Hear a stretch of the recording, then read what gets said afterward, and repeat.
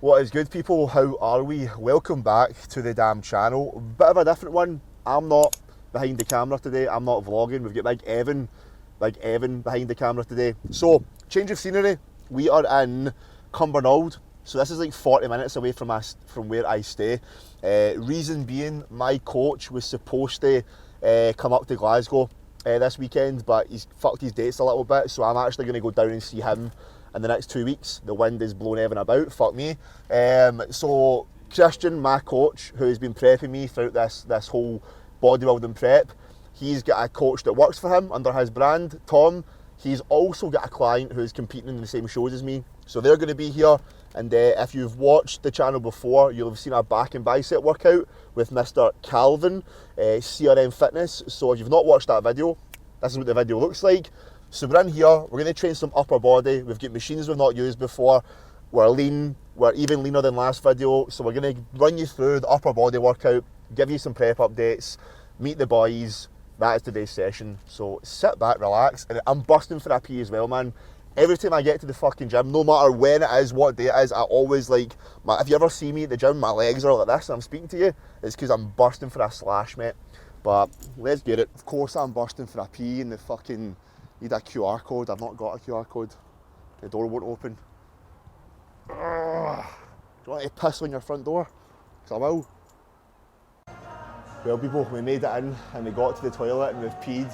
So we have, but as I was staying outside, we've done fasted cardio this morning. So every day now, I basically do cardio 15 minutes on training days. So when I train 5 days a week, get up in the morning, usually get up around 7:15, go down in the cross trainer. I get 3-4K steps in the cross trainer, and then I'll do my 50 minutes of cardio. But I've just ordered a walking pad, like a treadmill for the house.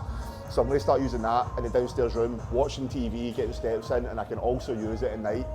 So if you can invest in something, see if you're in a diet or a bulk, right? Invest in like a treadmill or a walking pad, something that's cheap that can get you moving, because it's going to massively benefit you. Anyway, today's session, upper body, we have got a chest press, a shoulder press, a fly, a row or a pull down. We'll see what I'm feeling. Bit of delts, a bit of arms. We'll run you through the session, talk some shit, prep updates. Enjoy. We've got an incline press up first, so I'm not really bothered what the incline is. I'm going to go for a bit of a lower incline. See, because I'm doing a shoulder press today, I'll pick a shoulder press. It's also very upper chest dominant. So it's not going to be like a proper upright shoulder press. It'll be a very, very, very high incline. But it's obviously going to predominantly work the front delt. A little bit of upper chest. So for that reason, I don't want to do an upper, like a very high incline upper chest movement straight into another one. Do you know what I mean? That's like doing like a regular dumbbell curl into a regular cable curl. It challenges the same part. We're trying to create different challenges here. So we'll pick like a lowish incline, maybe even a flat press, high incline / shoulder press, then a fly, and that is the chest work done, and then we'll do some back, delts and arms. So I'm looking about, just try to pick one, and I'll jump on it. Just jump on it and push away and see what happens. So what I can tell by this machine is when I use the wide handles, what's not happening on this, right, is the handles don't come in. So what's happening is the handles aren't coming in closer, which means this doesn't converge. So all that means is there's only tension at this part. So there's only tension in the lengthened range, which is fine. That's where most of the stimulus is produced, in that lengthened position. So there's no tension in the middle. So that means the next movement I choose for my shoulder press, I'll probably try and pick one that converges a little bit, so I'm creating tension throughout the whole movement. Does that kind of make sense? And if I use the close ones here, it does converge a little bit more. It is a bit more tricep dominant. So these are the things I do when I jump on a machine in a gym I've not been in before, is I just ask myself, where is the tension? Do you know what I mean? I can see that this drops off a little bit as well, so like as I press into it, it slightly gets easy as I press, which is pretty nice. Start loading this up. That's 2 plates on that now, so we'll go 3 plates, maybe 3.5, maybe 4. I don't know my strength on this, but regardless of the gym I go into, I want to try and lift maximum amounts of loads. So I'll just make sure I'm smart with that, with those increments and like my warm-ups. Because if I don't know the gym's machines, I ain't going to overshoot and come in here and get 4 rep sets and everything, because I've used way too much weight. I would probably rather undershoot and get like a bit of a better pump. That's what I think anyway. What do I know? Just an online coach who's built hundreds of muscles. We'll go 4. We'll go 4. I'm too fucking strong and I'm too big.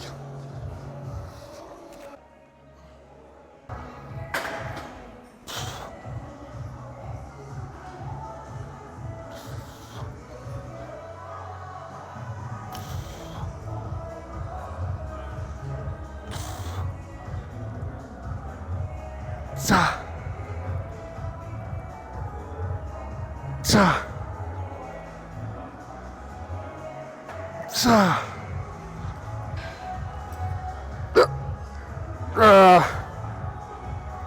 Oh, again.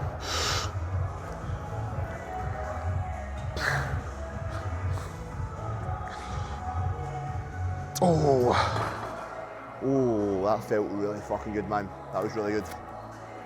It's sometimes you just jump on a machine and you just think, that just feels the way it's supposed to fucking feel.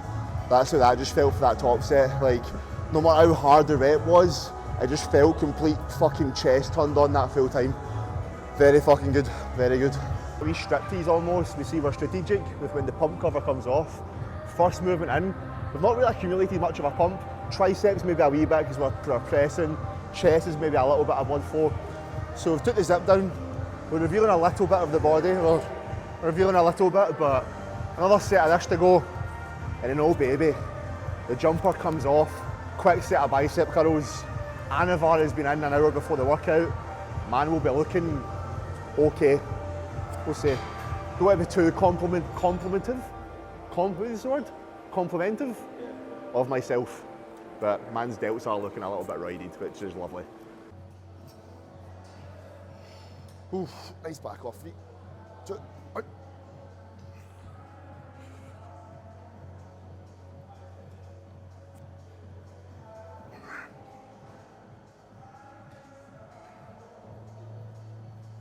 Yeah.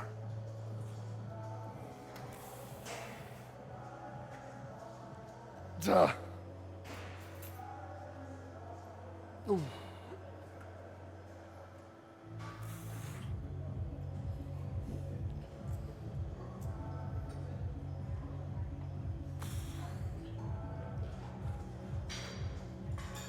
Oh, I was getting that last one, man.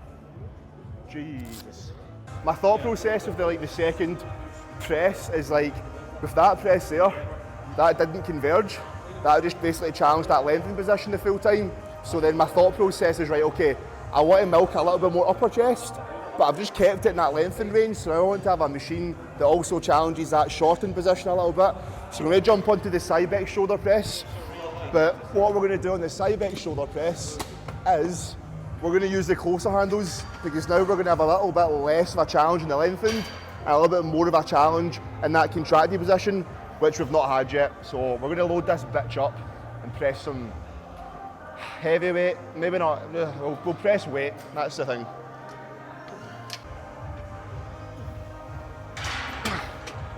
Feels a bit sticky.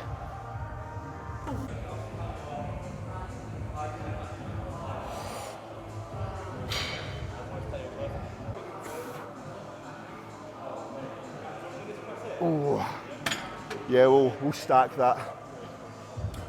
Full stack, baby. Let's go. Oh. Oh. Hey. Yeah. Good, keep that ribcage on. Good. Press for the floor. Press for the floor. There we go. No, one with me. Yeah, that's good. That's good. Wrist all the way down. Push stuff. Drive yourself away. Yeah, that's it. That's good. Slight touch. That's lovely. Ooh. Yeah, that was heavy as shit. Yeah. Where is that weight wise? I don't know.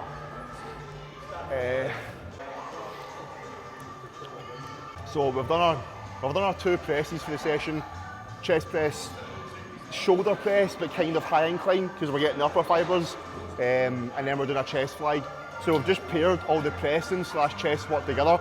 Now the reason, obviously I've got back on this session as well, but the reason why I'm not putting anything back related first or in between is because back's a strong point for me, okay? I'd say my weakest point in my physique, doesn't maybe look it, but I'd say my chest, because my back's a lot bigger than my chest. So when you're programming, take that into account, all right? So maybe whatever you've got as a weaker point, put that first in the session. So I know my chest is a lot weaker than my back, so I'm gonna get all the chest work done first because I've got the most energy, and then I'll go into my back work after. Because even if I've not got enough energy, no, I'll have energy. Even if my energy's dipped, my back's a strong point, it's still going to grow from that. So put the movements that you need to put the most energy towards at the start of the session from like a muscular imbalance point of view. That kind of make sense? On that note, let's do some big fucking sexy chest flies.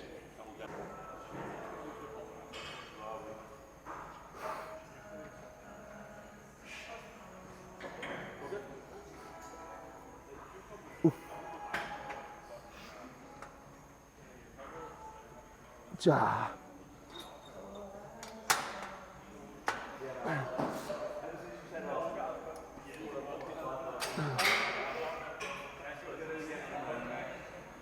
Oh. Oh.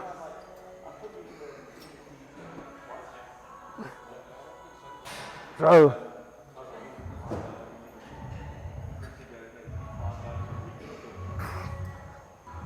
Oh. When you're doing your flies, think about getting your elbows together, alright? So many people fly and they just kind of go like this and they get the hands touching. Bearing in mind, right, the more bend that you've got there, so if I've like this, if I've got like weight on the end of my hand here, right, and I come out, there's more tension on the chest. If I'm still holding weight but I flex the elbow, that tension now decreases. So why the fuck would I want to decrease tension on a muscle I'm trying to grow?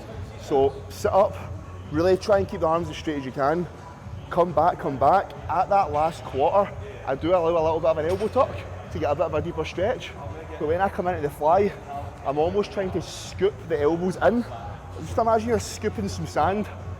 I know that's a bit weird if you're not at a beach or you're not got access to sand. A wee Tony Ferguson number, hit them with the sand, but try and just scoop in with the elbows, squeeze, and just don't try and fucking bend the elbows when you're flying because it just looks fucking retarded.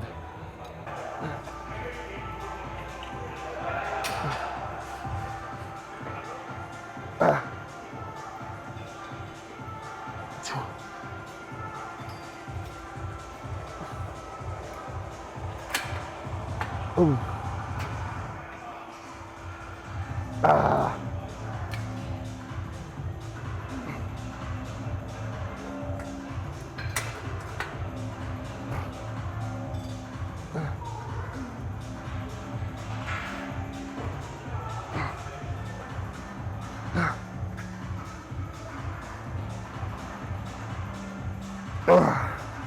Yeah.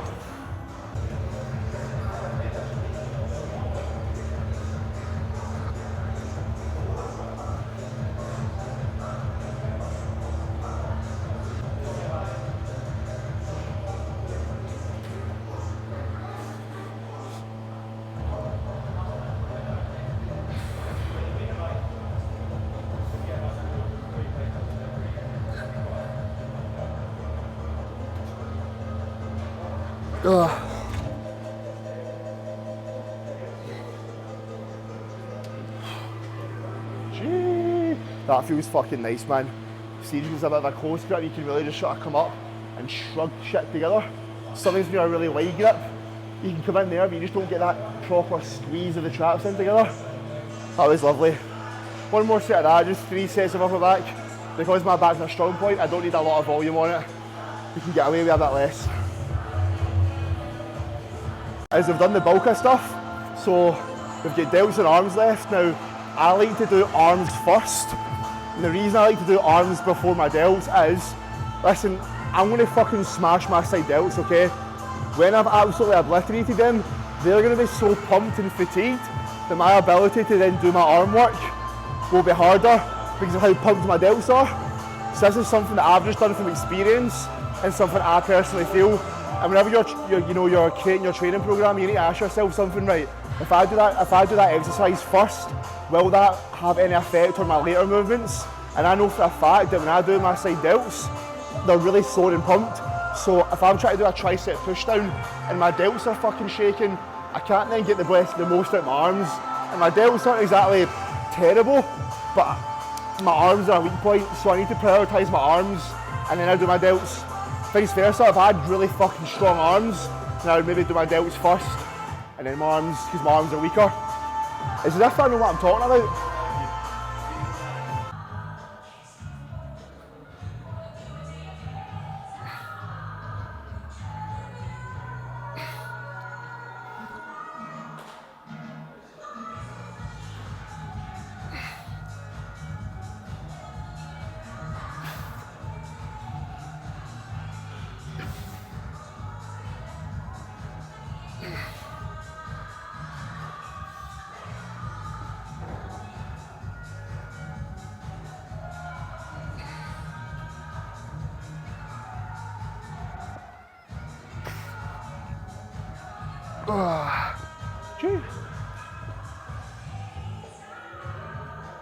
Bicep movement of choice.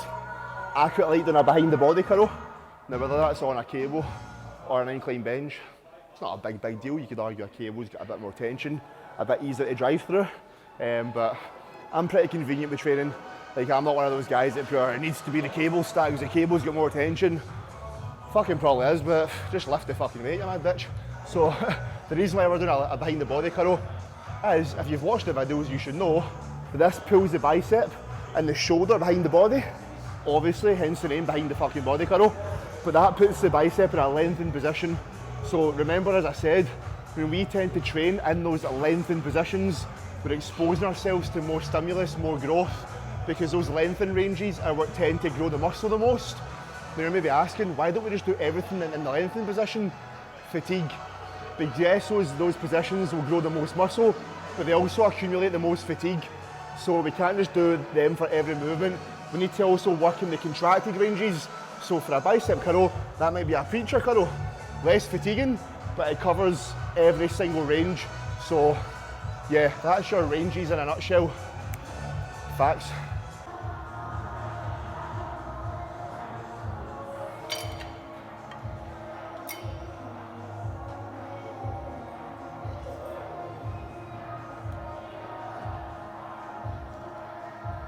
Oh, I feel good, man. Feeling lean, but don't think I'm quite lean enough yet, man.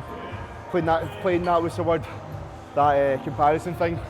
Seeing people that are shredded, and I sometimes I look at my check-in photos in the morning, and after I've sent them over to Christian, I'm like, aye, I'm fucking lean. Then sometimes I look at myself and I go, you're not lean enough. But then I know I'm lean. It's like that body dysmorphia playing, like, it's one of those ones, we'll see once I'm back in a bulk, I'll look back then and go, fucking hell, you were shredded. But it's like when you're bulked in your off season, you're a bit podgy and fat. But you don't think you're podgy and fat, you actually think you're leaner. Whereas when you're in a diet and you're lean, you think you're fat. Fried, innit?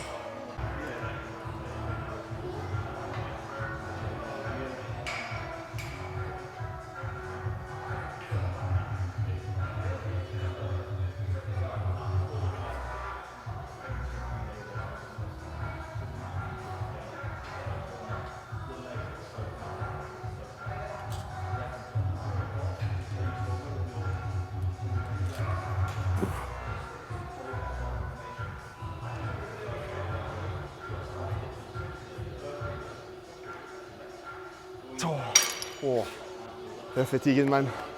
George keep in my mind thinking there.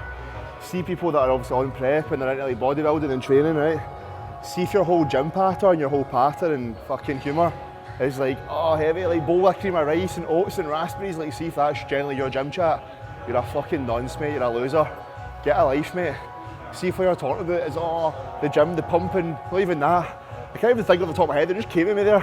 See if your whole personality is like oversized clothing and trained by JP Protein. What's your favourite flavour of protein, bro? You're a gimp, mate. Live your life, lift weights, lift heavy, look cool. Fucking hell, man. People are mad. Excuse me, bro. What's your favourite flavour of cream of rice? Handbag. Bro, you're looking massive today. Cheers, bro. You don't.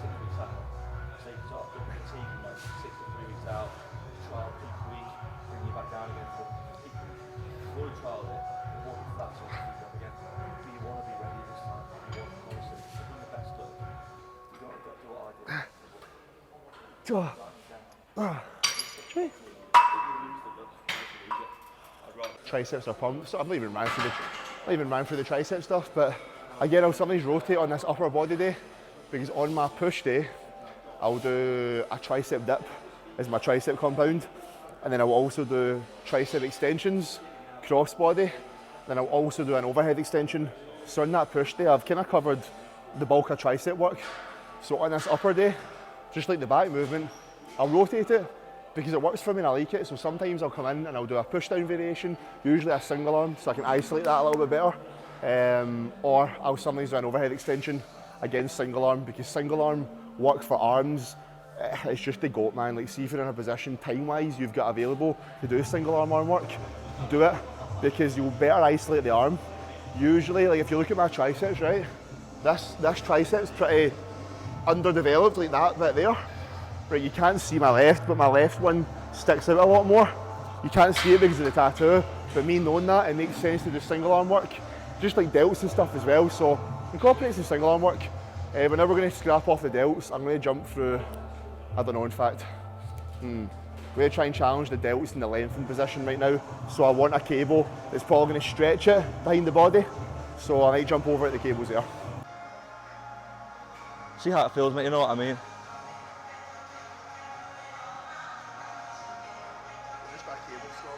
Yeah.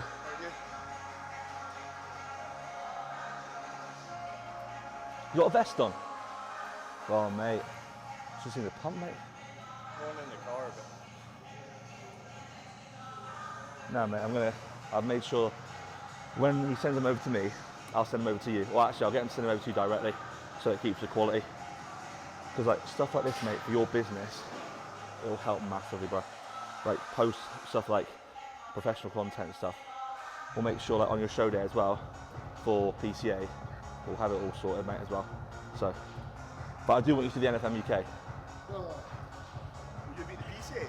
Yeah, bro, yeah. Me and Christian will be there. That'll be busy, mate. That's... If you want to do behind the back, you can do, mate. But you're going to be, you know what? Yeah. Oh, yeah, mate. Yeah. Yeah, mate, he, I saw him and I was there like, yeah, mate, I'm going up to see Lewis, and he goes... So, yeah, obviously we're in with Tom, getting a wee meet up and stuff, so see as well, like, see when you're training with friends, you're meeting up, you're in different gyms. I used to be that guy that thought, doesn't matter the gym I go to, I need programming to be the exact same. If I've got an incline Smith machine press, I need to get the incline Smith. When you go to a different gym, you're there to enjoy the environment of a new gym in a different area, different members, different machines, so fully enjoy it.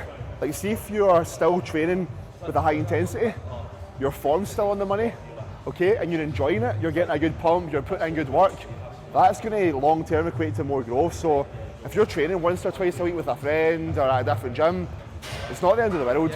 It's not the end of the fucking world, man. Get over yourself, do you know what I mean? Yes, boys and girls, so that is the workout done. So all you're going to see now is get some music on in the background, and all we're going to do is see some posing. So I'm going to show you my rig at the moment, how we're looking, and then we'll also get a wee insight to Tom's client, who I'll actually be competing against in the shows. So he's shredded, man. I need to beat that level of leanness because he's fucking lean, but I've still got 8 weeks to dig. Whereas he's already in a position whereby he's lean, he can start to feed up. I've got a bit more digging to do, so we'll get a wee physique update and we'll do a wee outro after. And we will never be afraid again. Say my name. Say my name. And every culminates. We are shining. And we will never be afraid again. Say my name.